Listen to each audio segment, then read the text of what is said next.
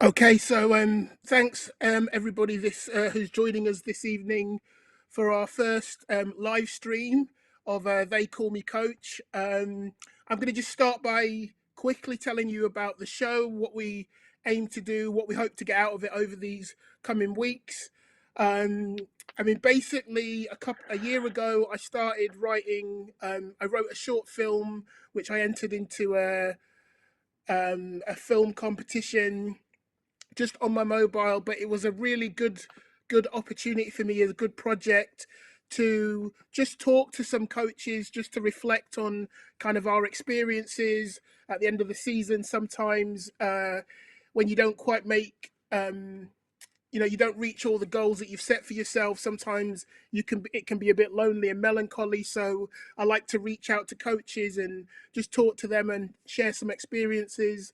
So off the back of that film, I decided that I was going to do that as a regular thing, and I was going to go around the country and just talk to coaches either that I really respect, or coaches that I think are doing really interesting things, or coaches that I've just never spoken to, but I've always wanted to have the opportunity to do that.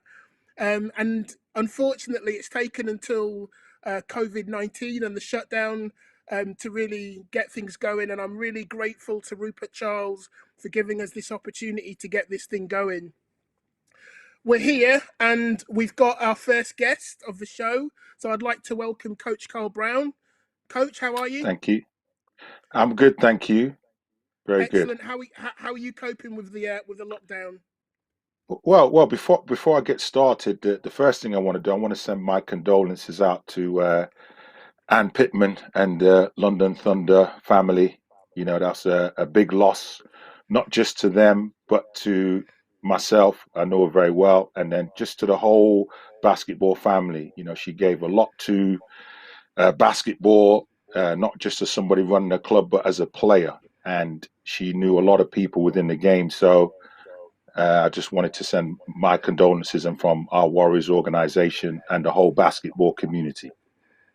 Thank you so much. I think that's going to be felt for a long time, and it's always tough to lose someone important. It's tough to lose them in the current climate. I think it brings it home to everyone that this is a really serious set of circumstances. Some people around the country, maybe it hasn't sunk in for them, or maybe they're still in denial. But this is a real issue, and we're taking this seriously. Hence why we're doing this from our homes today. So I thank you so much for joining us. In terms of the show, what we're trying to do is, this is not investigative journalism. I'm not a journalist. We're not going to be trying to get in behind the scenes and the nitty gritty and find out your deep dark kind of stories. What we want a conversation. We want an exchange of ideas. This is an opportunity to learn from other coaches, share some experiences, and hopefully provide people with a bit of entertainment while we're doing. You up for that, Karl? I'm up for you. You're in charge. I'm just going with you. So I'm up for anything. I'm at home. Well, look, we're in very fortunate circumstances that literally half an hour before the show, our producer, Rupert Charles, he dropped me a message and he said, look, I've put this together. I'm not sure if you'd be interested. And honestly, this is a great start to our show. It's going to actually raise my expectations every week from our producer. So, Rupert, if you could run the VT, that would be great.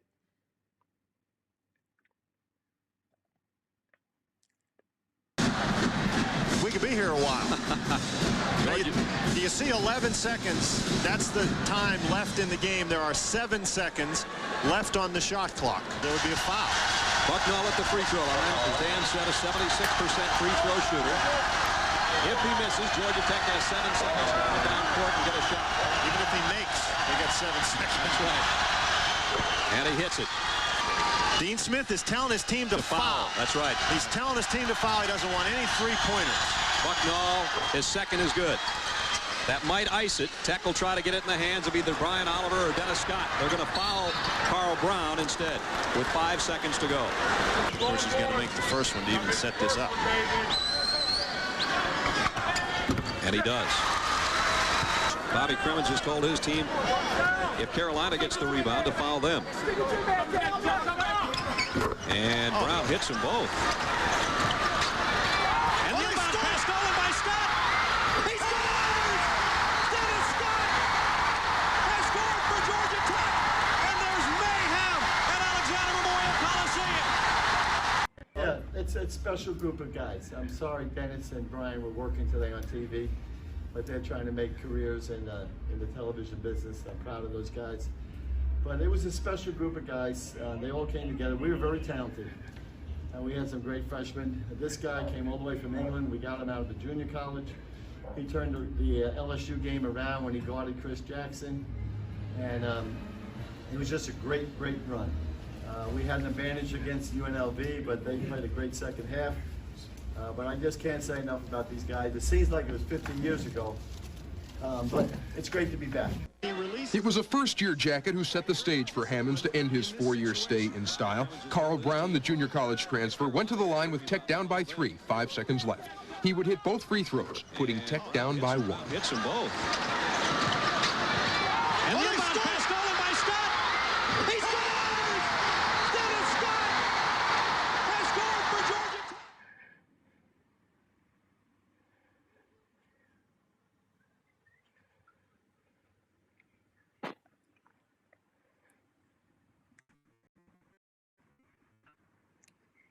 So,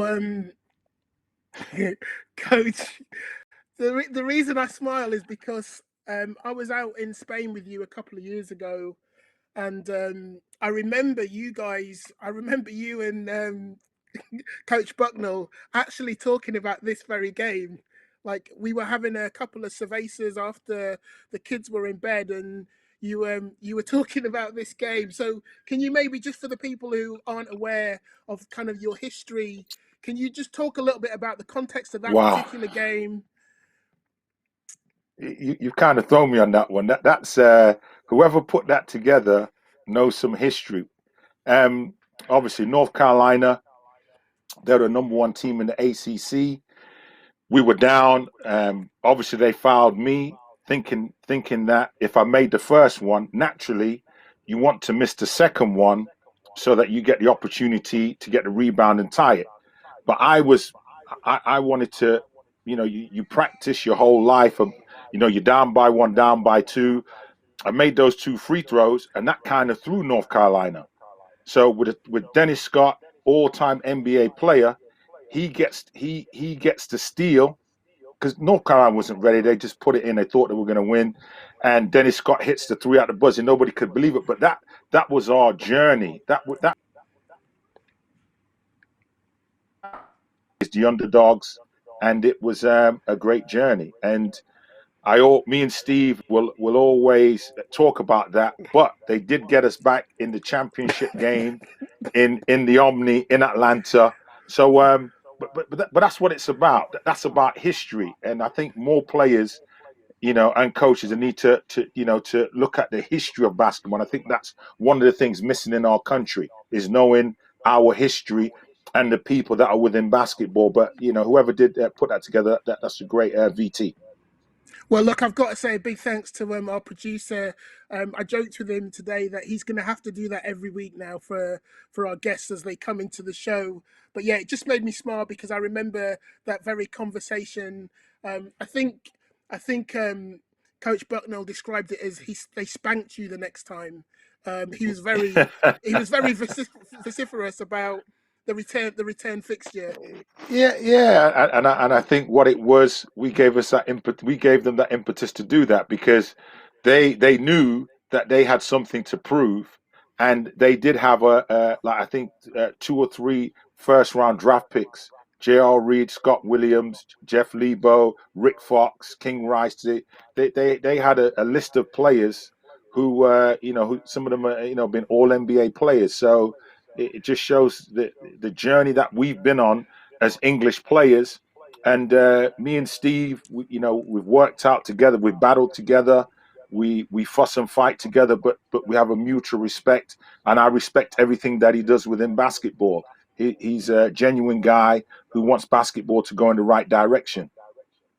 Excellent. So For people who maybe don't know some of the history, that maybe they're not aware of kind of what's come before, could you give us like the Cliff Notes version of your basketball journey? Well, just a short snippet. You know, growing up in Highfields in Leicester, and parents coming from the Caribbean, thinking that the pavements are paved with gold, three brothers sleeping in a bed, no inside toilets, and you know your parents are struggling to feed you. So the one thing was what coaches look for is guys with hunger. And when you've always been doubted all your life, that you was told because of the color of your skin and the area that you grew up in, and growing up in the early 80s, there was no go zones. You know, when your parents are telling you, moms, you know, when they came, you know, and there's no blacks, no dogs, no Irish. So right from the beginning, you knew you was up against the eight ball. But what it did, when every door closes, it just makes you stronger. And the funniest thing, when I say the funniest thing, because I have to smile about it, it still happens today in life. I have to go through it still.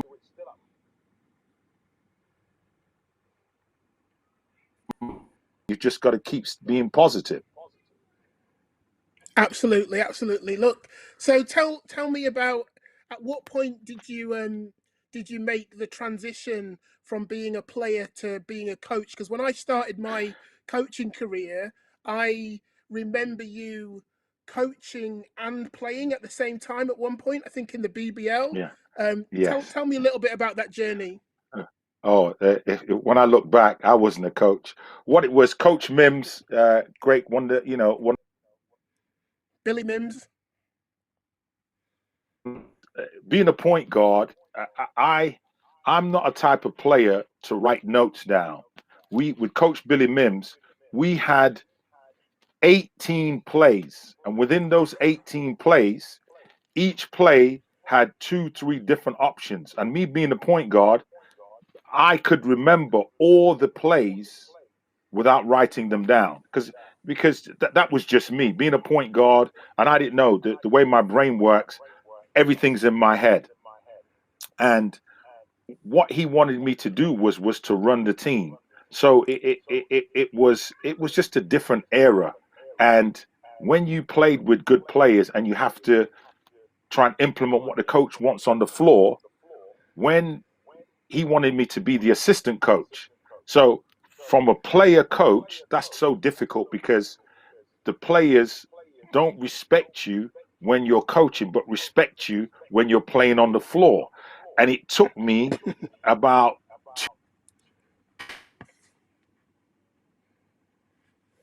player to a coach that you're on an island by yourself, because we as players, it's always the coach's fault when you lose, but when you win, it's all about you as the player. So it was back then. I wouldn't call myself a coach.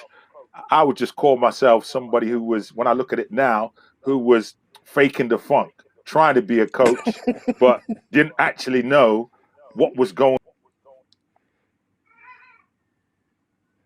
on. Shot. But I think back then when I was coaching in the BBL, if I was honest, I didn't have no clue. Well, look, you fake the funk pretty good as far as I'm concerned. Um, Look, anyone who knows me, particularly anyone who's done a coaching course with me or has been involved in any of my kind of coaching sessions, they know that I'm a real proponent of kind of values based coaching. For me, it starts with the values that we establish within our teams, and then everything else we build on top of that. Can you tell me about, the values that kind of drive you, the values that specifically make you Coach Karl Brown? Well, I think perception is something that I like, because people have opinions of me, and I like that, whether it's good, bad, or indifferent. And for me, what I like is I'm grounded by my parents.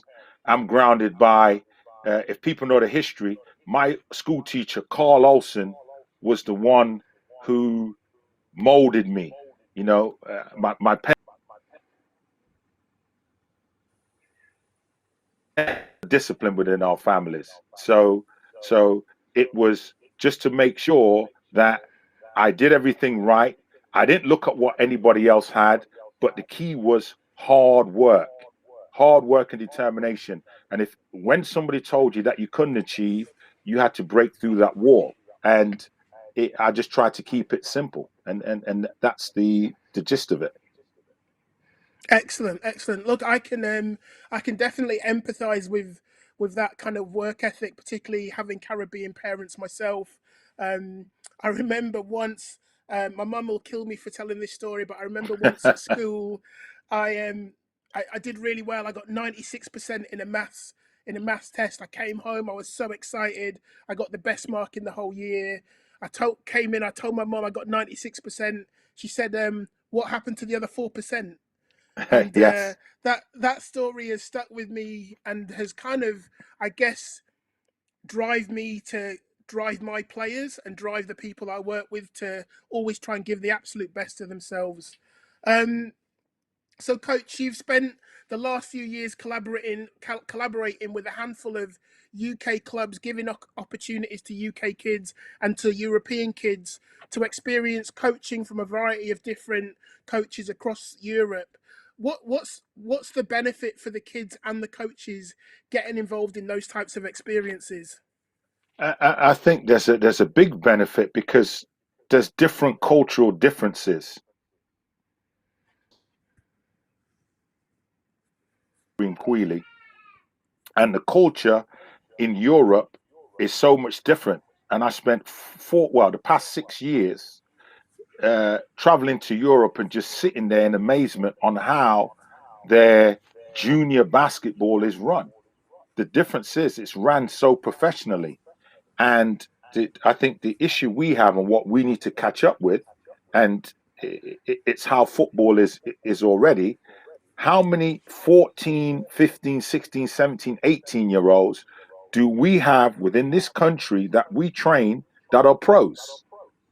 Because if you can start at the beginning, like development stages, but we don't have any pro players that are playing at 14, 16, 17, 18. Europe has pros. So they have pros from 14. They have pros at 15, 16. And everybody will know Luka Doncic, and he was at Real Madrid. So when I would go over, I kept hearing about this phenom, Luka Doncic. Is 15. He was Kareem's roommate, and at 16, the men's team said, "You're not playing no more junior ball." Didn't play any international. He didn't play for Slovenia. He concentrated on playing for ACB, the men's, and they nurtured him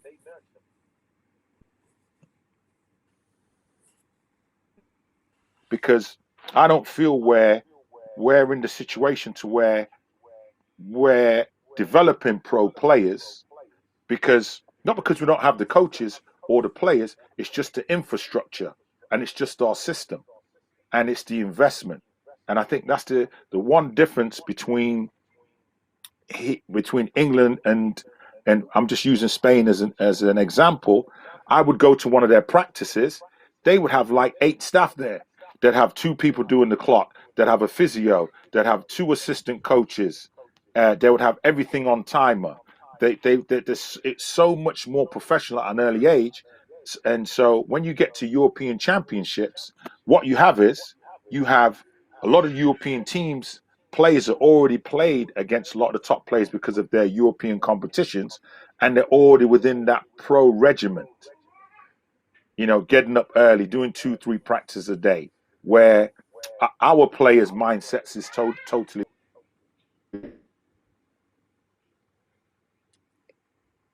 Okay, so look, you've actually answered about three of the other questions I was going to ask you. So I I'll apologize. no, it's all good. It's all good. So look, am I right in thinking that you have done your level 4? Yes, I've done my level 4. It took me that was a journey. It took me 6 years or 5 to 6 years just to get on the course. So, but yes, I've done it. It was a very harrowing and scary experience. going back to school, and I had to speak to a couple of friends because I did doubt myself, but I got through it with help of some mentors. I got through it with hard work. But the key thing for me was when I spoke to my tutors, and I thought it was good for them to tell me. They thought with me coming onto the course that I would be a Mr. Know-it-all because of my playing history. They thought I may think that the course wasn't that humble guy, and I had a lot of tacit knowledge. I didn't even know what tacit knowledge was. I've been through every level of basketball from grassroots, being cut at every level, at junior level, playing at every level, junior, playing for men's, playing for GB, just doing everything. But that course, what it did, it showed me about research. It showed me about reflection, mindset, philosophy, long-term player development. It showed me about a lot of the faults that I had as not only as a coach but as a person, and I just put it into my everyday life because nobody's perfect. So I've got to give a big shout out to John Trower at UClan and also Brian, because those guys are top guys, and I think as a sporting course, that's one of the best things I've ever done. And I didn't do it to just to have a level 4. I did it to challenge myself because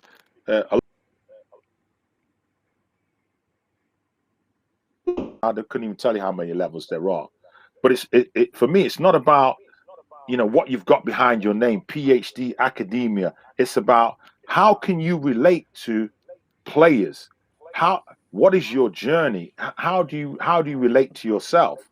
And that's one of the key things for me, because when you have to deal with stakeholders like parents, when you have to deal with the players, and they're telling you the issues they have off the court, whether they're from a white outer estate or a rural area or a hard inner city area, and they're on the cuffs of getting involved with gangs, selling drugs. This is life, and these are the things as a coach. It's not just about coaching; it's about the off-court stuff, and these are the types of players that are playing our game. So for me, it's the whole journey, and I want to learn every day. Look, I really kind of empathize with what you say about how difficult it is to firstly access that course, because that's a real, even if you just go on Google right now, it's pretty tough to find out very much information about the level 4. And there's a few people out there that think or feel that they're ready to get something more in terms of their CPD, and that is one route. It's not the only way to improve yourself as a coach, clearly, but having spoke to a half a dozen guys that have been through that process, there is some real kind of benefit there. There is some opportunities to share that knowledge and share that depth of kind of evaluation and observation and analysis of you as a coach, of the game itself, and how I think ultimately it's about how you apply it. Because, like you say, you can have letters after your name, but that doesn't make you a better basketball coach. So I would like to know, having been through that process, can you give me maybe one, just in terms of time? I wish we had a bit more time, but can you give me one thing that's maybe you've changed as a result of going through that process? Say that again. I didn't hear you. Say that again. Can you give me one example of something that you've changed as a coach in terms of either your process or your philosophy as a result of going through that course? Yeah, I think it's quite funny, and it shows my age. One of my players who I coached from like 9, 10 years old, and he'll remain nameless, and if he's listening, he'll know who he is. Had him at Warriors, came through the program, had him in my college academy team, went off to university, and came back and played for us. And it was after the first few games, and he goes, "Coach, you're so mellow. You've changed. You're not shouting. You're not because I'm listening. I'm letting them talk, and I'm not being this shouting and being totalitarian or autocratic." Yeah, and I said to we was in a game. I always remember we was playing Thames Valley Tigers away. No, Thames Valley Cavaliers away. And we was down with our team. We always get down by 20 points before we start playing. So I called a timeout. In the timeout. And the only reason I did that was after I did it, I turned to him and I goes, is that what you're missing? And he just looked at me and smiled, and I reverted back to being calm. So how I've changed it about keeping, this is just me, philosophy is keeping things simple, letting the players learn from their mistakes, let them question you, but at the same time, they know I'm confident they know I'm driving the bus. And that's the whole thing. As a coach, I'm just a bus driver. If somebody wants to get off to go to the service station to get a sandwich, I pull over. But we're leaving in 10 minutes. If you're late, we're going. So I'm just the driver. They want to sleep, So I'm just the driver, and I've learned that from doing my coach. But I've still got a lot more to learn. Cool. Look, I've got a couple more questions before we close out the show. Although I'm aware there's nobody after us, so we can keep talking. I could never get bored of listening to you kind of share some of your stories and your experiences. Could you give me your thoughts on what you think coaches should be doing in the off season? And I ask that question because as coaches, we Why? often direct our athletes, our players, to do their work in the off season. But what do you think coaches should be doing to improve their game in the off season?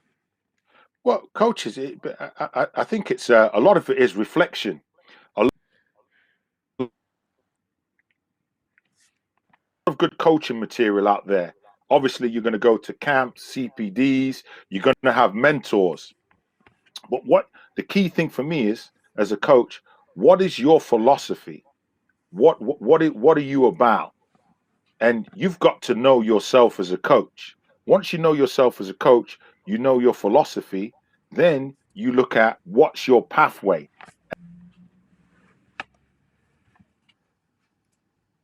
By the governing body, it could be set by your club.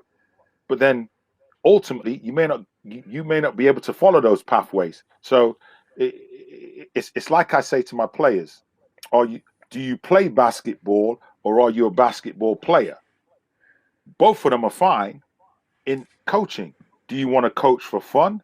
Do you just want to coach National League, or do you want to take it more serious and be an international coach where you've got to study, where you've got to watch hours of video, where you've got to reflect when you have knockbacks, where you got to reflect when you win, when you got to reflect when you have issues with players or parents. So for me, it's the key is see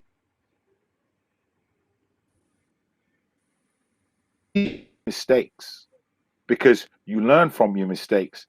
And another key thing is to let your players help you. So, and what I mean by that is too many times, and I've been there as a coach, where we want it to be about ourselves. So when it comes to a game on the weekend, you've worked on a play and you want it to run really nice and you score and you're like, yeah. But then a player makes a mistake, and then the beauty of basketball is simple. It's about stops and scores. This is what I tell my players. I don't care if we miss 50 shots, as long as we get stops and we score on the other end, whether we run offenses or not. That doesn't mean you're not coaching, but you look at the simplistics of the game. Get stops and scores, but then we can make it complicated by running flow or horns or flex or rotation or wheel. And certain players' IQ don't work with plays. So for me, it's the thing is, keep it simple, stupid, and that's what I've learned. And it's taken me a long time to learn that, but that's just how I look at things. Excellent. Well, look, you talked about coaching at different levels and You know, I know that you're involved in community level basketball, like literally getting kids their first opportunity to touch a basketball and hopefully fall in love with the game. I know that you coach National League, and I know that also last summer you were involved in the GB program. And this week, I don't know if you heard kind of Pops Mensabonsu and Yeah, Luol Deng kind of waxing lyrical about their opinions and maybe some of the shortcomings of kind of national team basketball in the UK. yeah, yeah. Having been involved as a coach in the GB program, what was your experience like? Well, that's a two-pronged question. First of all, you said about the development. I think with me and I'm Arbam Ginger, Bilal, Rubes. We've got Charles. We've got a lot of coaches. We have like 60, 70, 80 kids on a Saturday morning. Hits, Connor. We've got Mebs. We've got a lot of coaches, Brett, that come in, work, and it's about taking beginners of all sizes, disabilities, creeds, and color. You know, it's about inclusivity. You know, it's about and you know, we talked about this before. For me, it's about diversity, and you know, and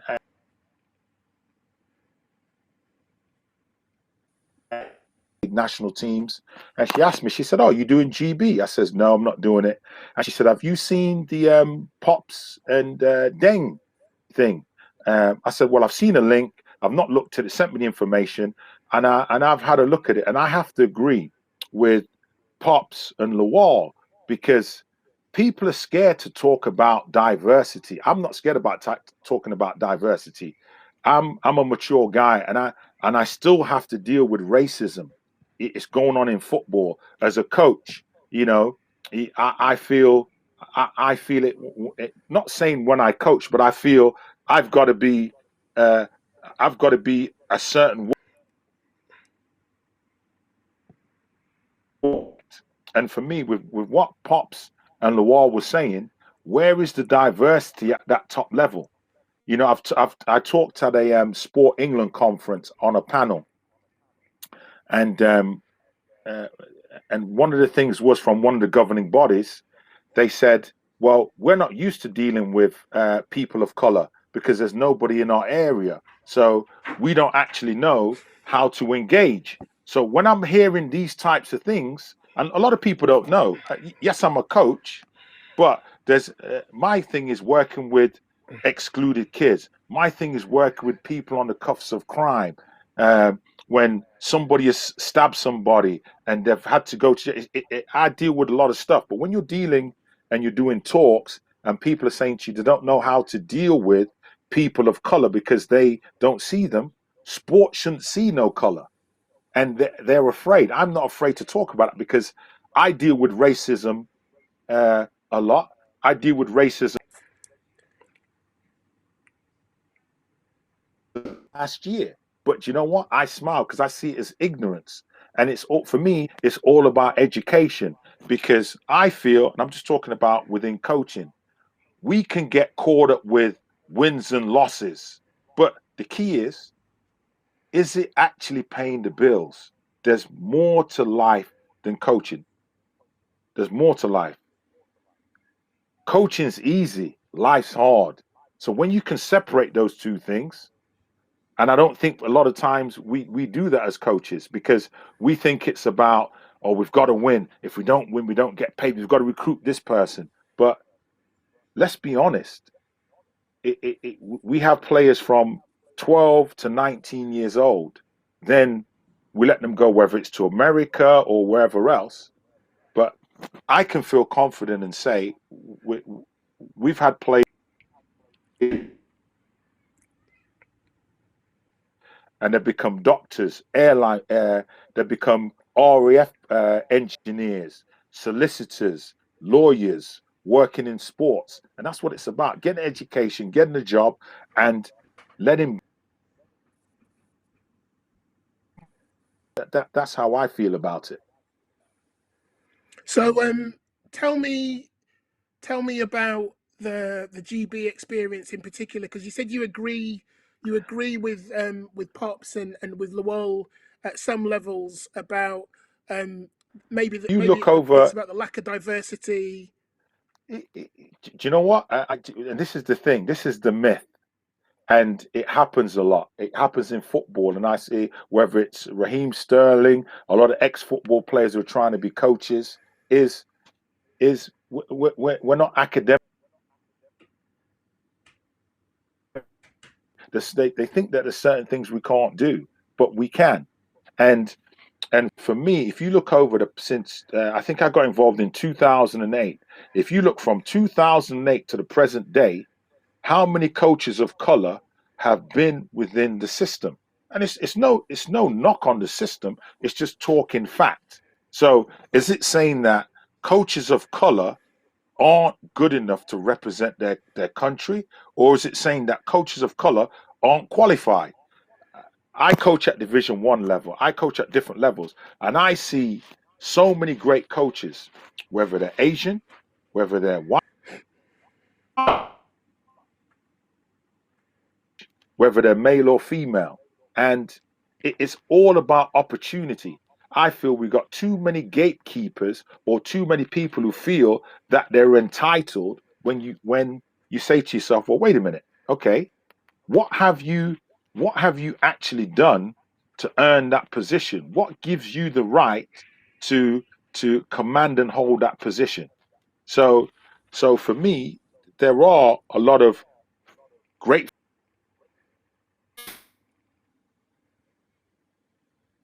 It's about a fair playing field, and for me personally, I don't see that. But if I can put my head above the parapet because that it doesn't pay my bills, and I can be honest because I've been there and I've been rejected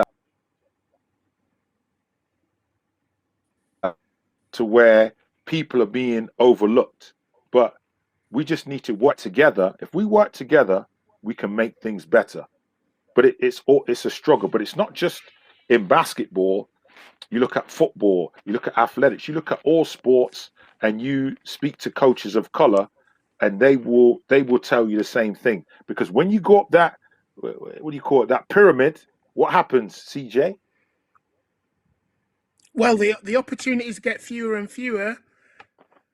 So Okay, you've got to be in it to win it, right? Because I think of course. the flip side of that coin, Carl, is that there are people who take themselves out of the fight because they believe that the system is already rigged.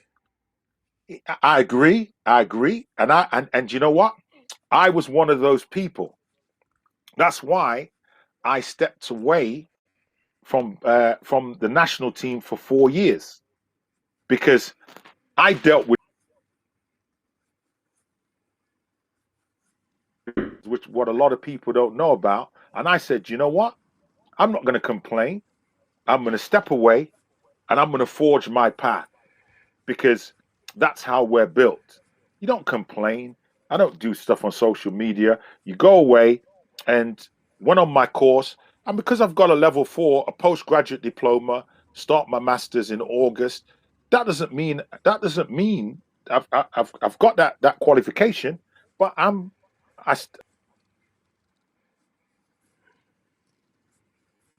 it's just to say, oh, Carl's a level 4. No, I'm still the same guy. But sometimes you need it. So when you go for interview and it's all about the paperwork and optics, oh, level 4, he's done this, he's done that. But does that mean you can actually coach because you've got the paperwork? That's my Not question to you, CJ. not necessarily. Not necessarily. Because Look, and you know the thing for me, and I'll say this to you is I know there's a lot of coaches out there that if they're playing a team on the Saturday, they will watch so much video on all the plays that you're running. Do you know what I do, CJ? I don't mind who's listening. What I do is plays. So I know they're going to be looking at, okay, last week they ran a zone. Last week they did this. I'll just go into my playbook, get the players, and we'll run something else because my players know how we do things. So coaches will be, oh, why aren't they running this? Why aren't they start or change my starting lineup? Just little things. And I've seen how coaches react, and I just smile to myself because basketball for me is fun. I love it. I love going against the coaches, having a talk with them after, and I love learning from a lot of the younger coaches, at all levels. And I will give them a hard time during the game, but after the game, if we get beat or we win, I'll always congratulate or say, look, next time you may get us. But coaching for me is fun, and being in the coaching fraternity is something to where I like. But also with the pops and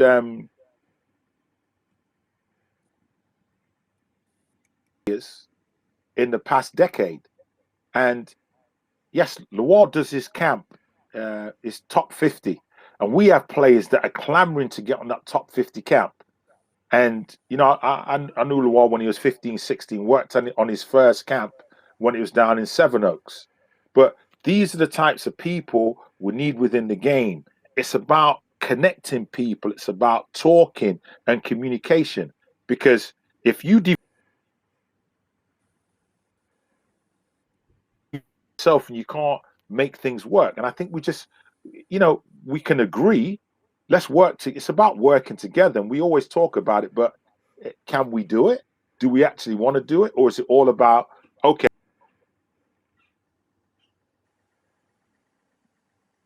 No, it's about we're missing the point. It's about those players. We're subservient to those players, and I think sometimes as coaches we forget that. That's a great point, and that brings me on to probably my last question. Well, not my last question. I always say that to my kids. Look, this is the last drill we're going to do. I never mean it, so I'm not going to say it's my last question. But you've talked a little bit about the state of coaching in the UK, and you said that our challenge as a country isn't necessarily about the quality of coaching, but what would you say is our responsibility as a coaching fraternity to make sure that we elevate the game of basketball for the next generation of players and coaches? For me, it's simple. Be honest. Be honest. Because for me, I speak to a lot of parents who have been on the national team programs, who uh, have just been involved in basketball, and their sons or daughters are like 19, 20, and they've had horrible experiences in the States, and there's no direction. We have to be honest with players. It's not about getting players in to your clubs, academies, or teams, using them up and spitting them out. It's long term. It's about when they're not doing well, helping them. If they're not in the right situation, find them another situation. For me, it's about being honest. It's about providing the right opportunities. And I go back to what I said before. When I watched how and they're one of the top teams in Europe, but a lot of European teams will work how they do. They have the investment, the coaching infrastructure. If we could have that, if we want to be a serious nation, we have to develop pros from 14 years old. That's what football does.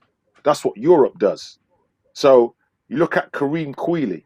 He was at our club, and I use it as an example because he went through it. He was at our club from 10, 11 years old. He was averaging like 50, 60, 70 points a game. And we let him go because we couldn't provide what he needed. And I looked at a long-term vision. He went over to Madrid and he was in a professional environment. And at 18 years old, he signed a 3-year professional contract. It's going to be tough because when you become a pro, you got to put in the work. So, but you've got to have that work ethic.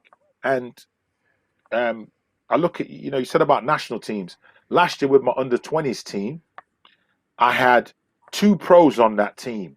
And we had 12 players, but the dynamics for me was great because you had players who were playing in England. You had players coming back from the States who the coaches had them just as defensive players. Then you had two guys in Spain, Jacob Brown and Kareem Queeley, and you could see the natural difference, the body type.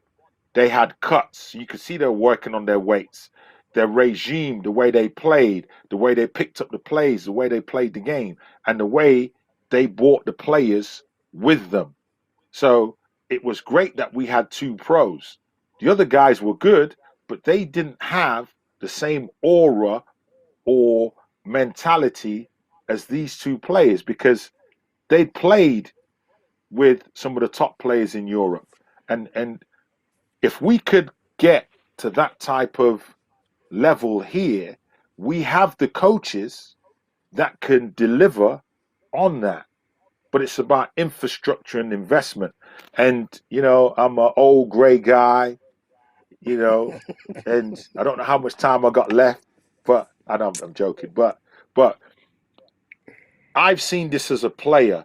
I've seen this when I first started coaching, and we're still talking about it now.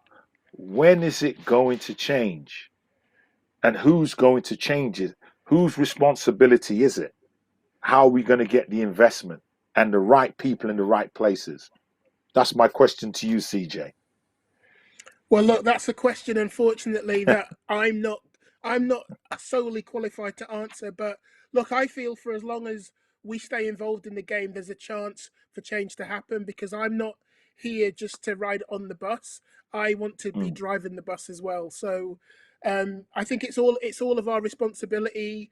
I think it's easy, and it has been easy to throw stones at the governing body. I don't know a single governing body that has funding that is trying to do detrimental things for their sport. I know that our governing body is trying to do the right things. Whether they do the right things all the time, I don't think anybody does the right things all the time. And I'm equally not saying, don't throw stones because it's us that have to keep the governing body honest because we're a membership organization. So it's not a question I can answer, but equally, I'm not going to shy away from it and say I'm not willing to suggest ways that we can do things differently. It's not, and that's the cop out, not you, CJ. It's not. This isn't about the governing body. I don't think I've said anything about the governing body. I mentioned Real Madrid as a club. I'm talking about clubs being more professional. That's how you develop the players. It's not the governing body developing the players within the club. It's about giving players from an early age that professional mindset and giving them that route through.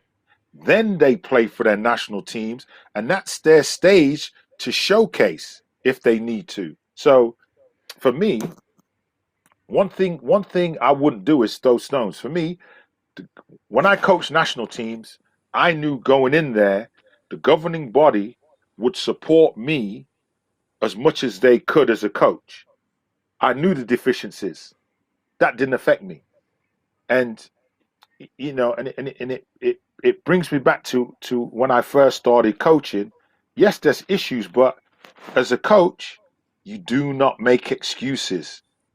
What you do is you cut your cloth accordingly and you make sure you know what you're getting into. So if you're coaching for the governing body and national teams, why are you going to throw stones? There's no need. You know what you're getting into. Do the best you can and try and win some games and make it a great experience for your players because it's not about you as the coach. You're just a bus driver. You got to steer the bus, keep the discipline, let the players have fun and win some games the best we can. Coach, you've been amazing for our first show. I Thank you very really much. want to Appreciate it, thank man. you. I want to thank you so much for your time and for sharing some anecdotes and some sharing a bit of your philosophy. I Yeah. would love you to come back on another Whenever show. you're ready. I'm in Excellent. lockdown, man. I got nothing else to do. This is the best. Look at me. I know a lot of people haven't seen me. I've not shaved in about 3. Usually I'm smooth with a fade, no barbers. But before I go, I want to say, big shout out to you, CJ. You do an amazing job. I've worked with you on our camps in Spain. You put amazing videos together. And all the stuff you do down in Solent, and I've seen that program grow. And I want to give a shout out to Matt Guyman and his crew.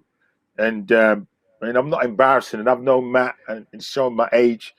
And since he's been 12, 13, 14 years old, coming on Steve Bucknell's camp, he was one of our top players. His dad, Jimmy, he's one of the greats in the BBL, and Matt has done an excellent job transitioning from a player to a coach, and I love everything that he does down at Solent. And a couple of years ago, when they lost to Loughborough, he was a bit down. I think they came second by points, and he's hung in there. And he does have one of our Warriors players, Elliot Sentence. So He I does. just wanted to leave you with that. Elliot Sentence, my boy, my man. And I tell you what, Matt's done an excellent job with Elliot because he's a bit crazy and out of control, but he's matured as a man. This is the best basketball I've seen Elliot play under control, and he's my white son. He'll call me his black father. So, Excellent.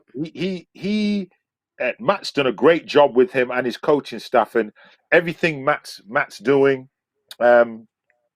is great. Obviously, not losing the game, winning the league and all the cups and trophies. And the next step is maybe Euro League and the BBL. Who knows? I'll leave that to Matt. Who knows? Look, I'm sure Matt and the guys at the club. I mean, I feel like I'm in a really fantastic situation down here. We're all contributing. We're all inspired by what our men's program's doing. Our women's program's doing really well. Our junior program this week's our awards week. So we thank you for the thank you, and thank you so much for taking the time out for talking to us, Coach. Keep up the great work, man. We'll try. Thanks, everyone. Thanks Peace for out. watching our Cheers. first show. Peace out All to right. everyone. All right. Stay safe and stay at home.